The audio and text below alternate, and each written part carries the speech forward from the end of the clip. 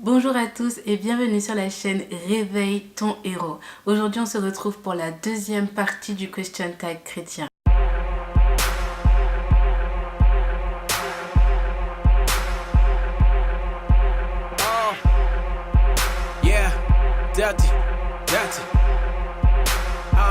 Alors on s'était arrêté à la question 7 où j'expliquais en fait comment j'ai changé d'église, comment je suis arrivée dans cette nouvelle église.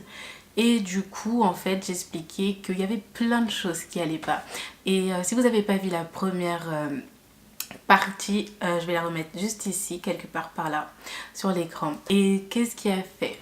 Alors, comment ça s'est passé? Dans l'église avant où j'étais, moi je venais de me baptiser, du coup je venais d'accepter Christ et j'étais déjà dans cette église. Ma mère priait là-bas, m'a amenée là-bas depuis que j'étais assez petite quand même. Donc une fois que j'ai accepté Christ, pour moi, c'était la suite logique en fait d'aller là-bas. Mais,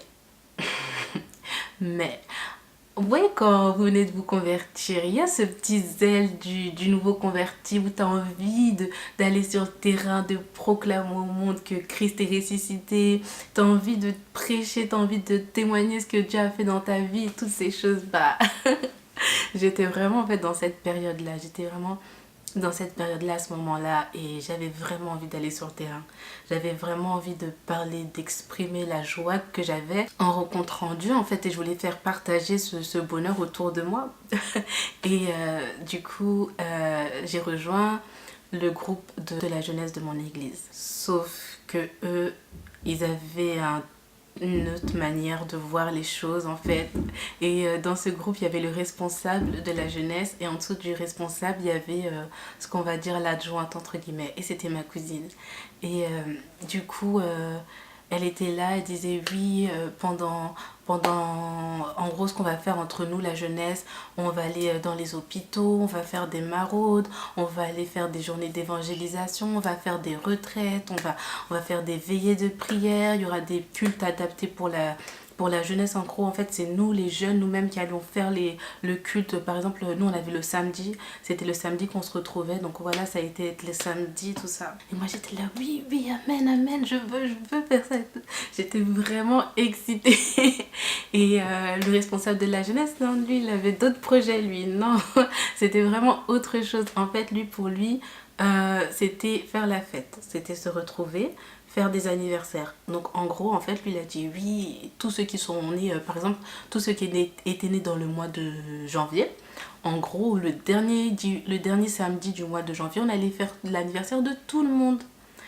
Et voilà. Pour lui, c'était ça, amusement. Et tout le monde était là, oui, oui. Donc, il n'y a pas de souci et tout. On peut s'amuser, on peut rigoler. Mais c'était pas le plus important à ce moment-là. C'était vraiment pas le plus important. Et du coup, on a fait juste ça, des anniversaires. On a fait juste des anniversaires. Et vraiment, où est-ce que j'ai dit là, Seigneur, j'en peux plus. Seigneur, il faut que je change d'église. Là, Seigneur, plus jamais. C'est comme ma cousine avait proposé en fait de faire des cultes où nous-mêmes les jeunes, on devait apporter un message. Et j'ai été désignée. Donc moi et tout, j'étais contente, j'étais là, je priais, Seigneur et tout, il me faut un message, Seigneur, qu'est-ce que je peux aller dire et tout, qu'est-ce que je peux aller dire. Et le thème c'était quoi? C'était apporter des offrandes, non, ouais, apporter les offrandes ou la dîme. Mais en tout cas c'était sur le fait de donner à Dieu.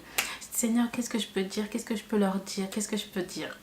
Maintenant, j'ai trouvé en fait le message sur lequel je me suis appuyée dans, je sais plus si c'était dans Samuel ou dans les psaumes, mais en tout cas ça venait du roi David.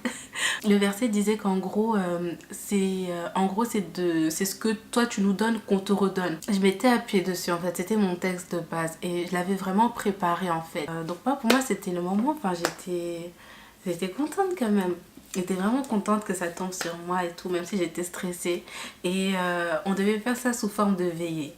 On devait faire ça sous forme de veillée et je crois que c'était d'un vendredi à samedi. C'était de vendredi à samedi et du coup je me rappelle il faisait tellement tard, il était peut-être 22h, 22h30 et moi je pouvais plus aller, même si l'église elle était à côté de chez moi, enfin j'étais jeune à ce moment-là donc je pouvais pas aller toute seule à l'église. Donc j'ai supplié mon père, j'ai dit s'il te plaît accompagne-moi, dépose-moi et tout, c'est moi qui t'a donné le message, nanana, nanana. Mon père était là, oh il voulait pas, je l'ai supplié s'il te plaît, s'il te plaît, s'il te plaît. Et il m'a accompagnée et tout. et il m'a déposé à l'église. Et une fois qu'il m'a déposé, bah, il est parti et tout. Et j'arrive à l'église et il n'y a personne. Pourtant, on communiquait, je crois qu'on avait un groupe ou je sais plus, mais en tout cas on envoyait des messages. Ça disait oui j'arrive, je suis dans tel endroit, je suis à tel endroit. Et au final il n'y avait personne. Il n'y a personne. Et ce même jour-là, il y avait en fait les mamans de l'église, celles qui étaient à l'intercession, qui étaient là. Et donc du coup, je me suis retrouvée à intercéder avec les mamans de l'église. À minuit, je me suis endormie et quand je dormais sur les chaises de l'église, j'étais là. Seigneur, c'est la dernière fois. Seigneur, plus jamais. Seigneur, plus jamais. En fait, c'est un manque de respect, mais même pas envers moi, mais envers Dieu en fait. Parce que quand c'est pour aller manger des gâteaux, quand on dit oui et tout, il y a la nourriture, c'est gratuit, c'est versé, venez.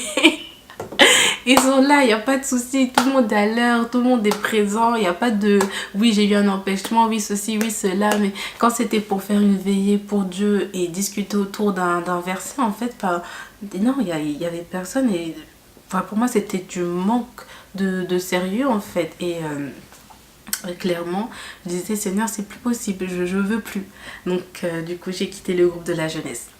J'ai quitté le groupe de la jeunesse et même il y avait au-delà de ça en fait dans cette église là je me sentais pas, comment dirais-je, je me sentais pas bien enseignée dans le sens où pas que les messages apportés étaient mauvais, non, mais ils n'étaient pas adaptés à moi.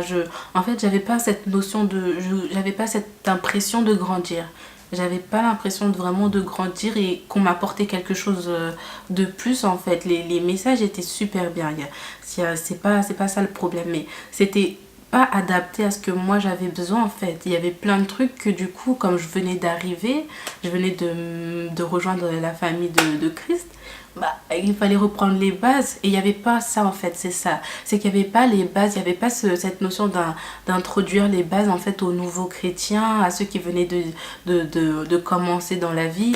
On m'a jamais on m'a jamais expliqué, me dire bah Manu assieds-toi, moi je vais t'expliquer qu'est-ce qui se passe après le baptême, telle chose, telle chose.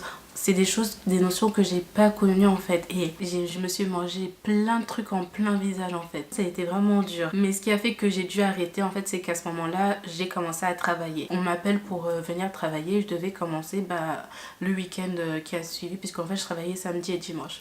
Donc c'était plus possible pour moi en fait d'aller à l'église tout simplement.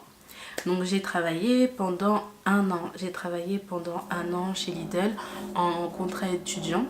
Et à un moment, enfin, j'en avais assez. J'en avais assez de Lidl, je faisais autre chose, je devais reprendre un BTS banque. Et dans l'école où j'étais, en fait, on devait être placé en agence le week-end. Enfin, je sais plus, il y avait un truc de... En tout cas, ça allait plus coller même par rapport à mes stages. Et puis j'ai overdose de Lidl. Donc j'ai arrêté Lidl et quand j'ai arrêté Lidl, j'ai dit Seigneur, maintenant il me faut une église. Là Seigneur, il faut que tu me trouves une église. C'était hors de question que je retourne là-bas. Il me faut quelque chose de nouveau, quelque chose de frais, quelque chose où moi-même en fait je peux me développer en fait en toi. Et qu'est-ce que j'aimais faire en fait sur YouTube, c'est que j'aimais trop écouter des chansons chrétiennes, mais pas les chansons d'artistes, non. J'aimais bien écouter les reprises des amateurs entre guillemets qui chantaient ou des chantres d'église et tout qui postaient leurs vidéos sur YouTube. J'aimais tellement écouter ce genre de vidéos. Et du coup, avant, quand le pasteur Lévi, avant qu'il ne soit pasteur, il chantait, je crois qu'il faisait partie du groupe gospel de son église. Et il y avait une chanson qui s'appelait J'ai rendez-vous au sommet.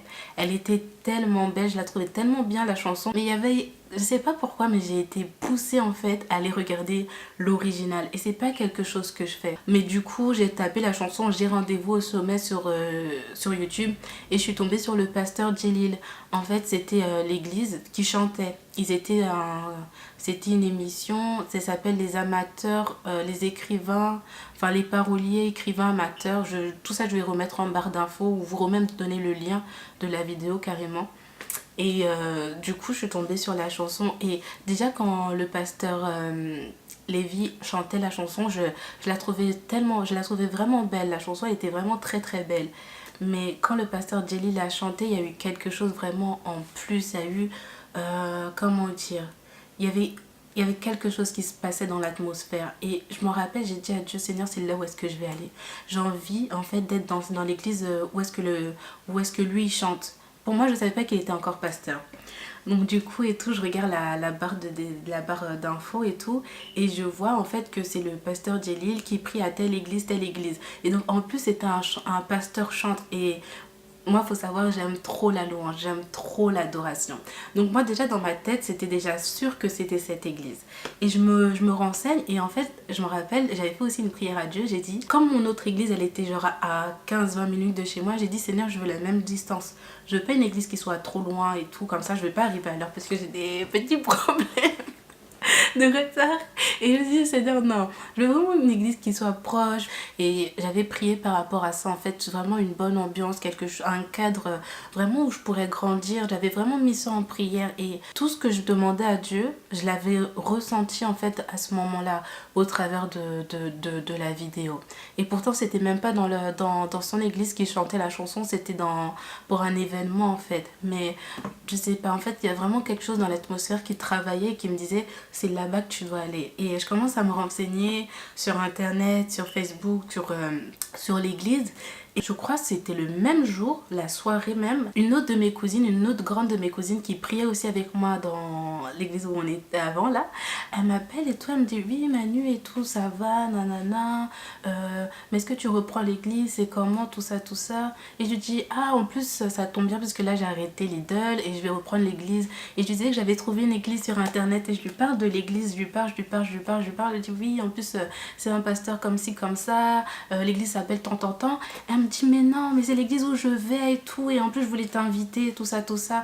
J'ai dit, ah tu vas là-bas et tout. Elle me dit oui et tout, franchement c'est vraiment une bonne église, si t'as vraiment eu à cœur d'y aller, bah je t'encourage et tout. Moi de toute façon j'y vais les dimanches, donc on peut aller. Mais en fait tout ce que Dieu fait est bon. En fait c'est que même si j'allais pas tomber sur cette vidéo, ma cousine quand elle m'a appelée, elle avait pour objectif de m'inviter dans cette église en fait. Et franchement je me suis dit, non Seigneur, c'est vraiment toi. Parce qu'au moment le jour où je trouve les informations de l'église, c'est ce jour-là en fait que ma cousine m'appelle pour me dire, oui voilà, je voulais t'inviter dans telle église, telle église, telle église.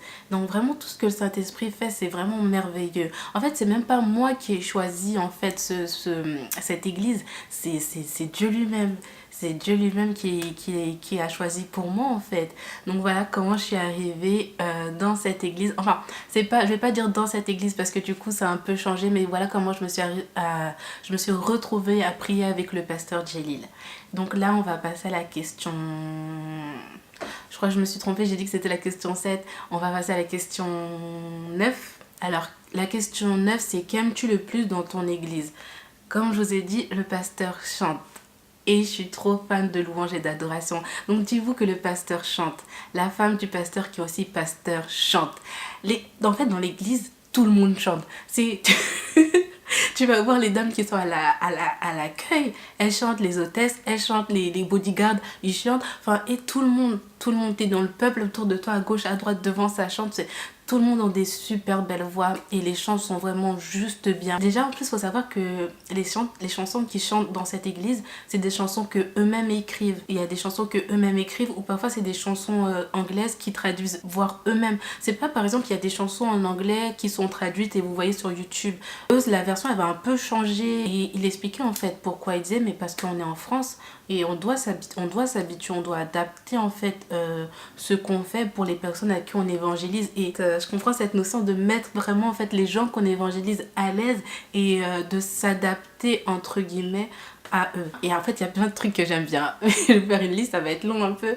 Et un vrai truc, mais vraiment en fait au-delà du chant, quelque chose que j'apprécie énormément en fait, c'est les enseignements.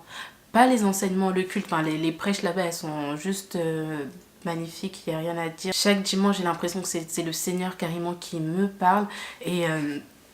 Et ce que j'aime bien, c'est l'enseignement. C'est l'enseignement hors dehors du culte. En fait, c'est le mercredi, on fait des enseignements. Et à chaque fois que j'écoute les enseignements du pasteur, je me dis, mais ça, c'est des enseignements payants. Je me dis, ça, c'est des enseignements payants. Il y a des églises où tu payes, en fait. C'est comme des cours bibliques et c'est tellement enrichissant. En fait, c'est juste une bénédiction pour moi parce que ça répond vraiment, en fait, à ma prière qui était, je veux me rapprocher de toi, Seigneur, et je veux grandir, en fait, avec toi. Et à travers ces enseignements bibliques, je grandis réellement. Moi, dans mon ancienne église, je savais pas qu'on pouvait avoir une relation avec Dieu. Je savais pas qu'on pouvait en avoir une.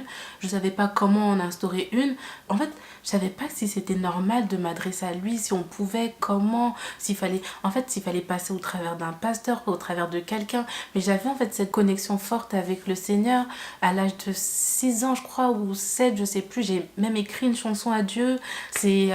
En fait, j'ai toujours eu cette connexion forte avec lui, mais je savais pas qu'on pouvait la développer, je savais pas que c'était naturel, plein de choses en fait que je savais pas. Et en fait, c'est là où c'est inquiétant. C'est là où en fait c'était inquiétant, c'est que tu apprends que tu peux avoir une relation intime avec ton Dieu, ton créateur. Mais c'est juste magnifique. Et à chaque enseignement là-bas, j'apprends en fait. J'apprends, je grandis. Ouais. Et ce que j'aime bien en fait, c'est qu'ils nous forment pour devenir... Vous voyez, Élie et Élisée, en fait, avec le pasteur, je vois ça en lui. Comme si, en fait, on allait être sa relève, ou comme si il voyait, en fait, en nous des appelés. En fait, il nous considère comme des personnes qui vont un jour ou l'autre rentrer dans le ministère. Donc, il faut que vous soyez formés. Et c'est quelque chose que j'apprécie énormément. C'est cette manière-là dont il nous prend. Et un autre point aussi que j'apprécie énormément dans cette église, c'est les fidèles, ils sont remplis d'amour. C'est incroyable. Enfin, je savais pas que ça existait. T'arrives là-bas, tu penses que t'es dans un rêve. Le premier jour où j'ai mis les pieds avec ma cousine, on était... on faisait que de rigoler. C'était pas mal, mais on rigolait. Enfin, on se disait, mais on disait, Seigneur, c'est des anges. C'est pas possible. Ce qu'on a vu là-bas, les gens sont bons naturellement. Ils viennent vers toi, ils commencent à prier pour toi. Et ils avaient des voix toutes douces, genre des anges. C'était vraiment des personnes qui sont vraiment chaleureuses et vraiment accueillantes. Donc là, on va passer à la 10e question. Alors, la 10e question, en fait, c'était quelle a été la chose la plus dure à abandonner une fois en Christ? Mais en fait, cette question, quand je l'avais tournée la première fois, je l'avais changée parce que quand je suis arrivée en Christ, enfin même depuis toujours, j'ai jamais eu d'addiction, quelque chose que j'aimais mais vraiment, et c'était impossible de lâcher, d'abandonner cette chose.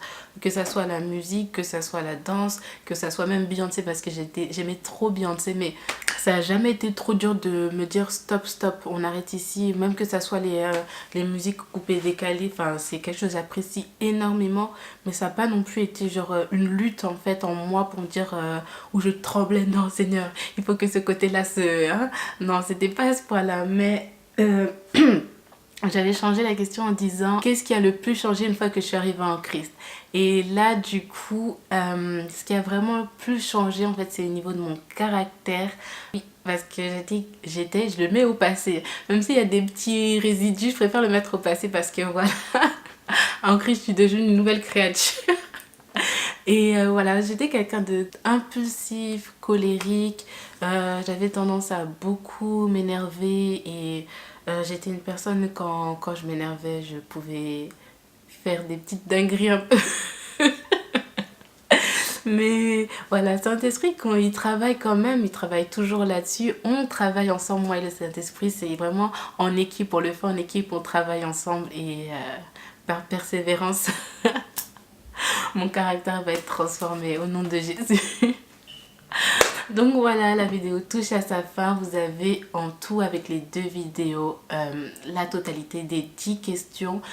Dites-moi en commentaire si ça vous a plu et j'aimerais que vous fassiez aussi le question tag. Vraiment, prenez 5 minutes et faites le question tag en bas.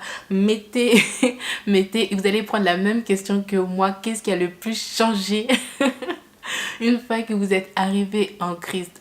Quel niveau de votre vie a le plus changé? Si c'est votre caractère, une habitude que vous avez dû abandonner, je veux savoir. Mettez en commentaire. Donc voilà, vous êtes bénis. Je vous souhaite une bonne journée dans le nom de Jésus-Christ de Nazareth. Amen. You know my thoughts, you know my heart, you know my breath, Lord. You know my breath, Lord. You know my thoughts, you know my heart, you know my breath, Lord. You know my breath, Lord.